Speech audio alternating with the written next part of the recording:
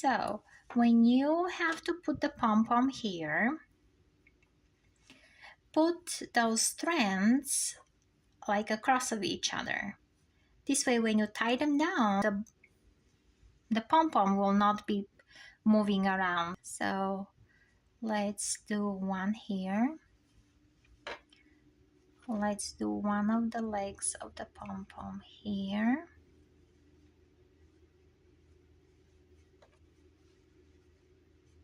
And then one of them on this side.